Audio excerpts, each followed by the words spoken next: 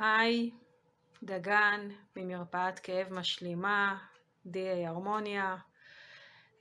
אנחנו פתחנו פינה חדשה במרפאה אצלנו, שהיא בעצם עובדת על תודעת התזונה. אנחנו לא עובדים על תוכן התזונה, זה פחות מעניין אותנו. אנחנו יותר עובדים על למה אוכלים ככה ואיך אוכלים ככה. זה בעצם מביא אותנו לחשיבה. לפני שאני אוכל, כמה פעולות שאני צריך לעשות, וכשאני רוצה פתאום לאכול, אז רגע, שנייה, מאיפה אני אוכל?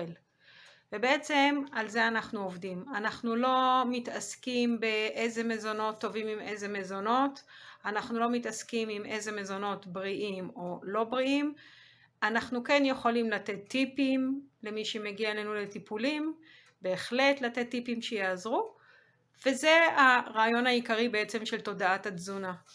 מאוד בריא, מאוד טוב, והיא כלי מעולה. גם אם מישהו רוצה ללכת אחר כך ולקחת את הזריקות של האנשים שיש להם סוכרת כדי להוריד במשקל, זה אפשרי. וגם אם מישהו רוצה אחר כך גם לעשות קיצור קיבה, זה גם אפשרי. העיקר שלפני שהוא עושה איזשהו מהלך שקשור לתזונה, שקשור לגוף הפיזיולוגי, שיעשה קודם שינוי בתודעת התזונה. ואחר כך כל מהלך שהוא עושה זה בסדר, העיקר שהוא עשה קודם שינוי בתודעת התזונה.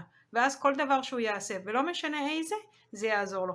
כולל גם אם הוא עושה דיקור סיני כדי להוריד במשקל, קודם תעשה שינוי בתודעת התזונה, ואחר כך תלך בעצם לטפל לעשות את הטיפול.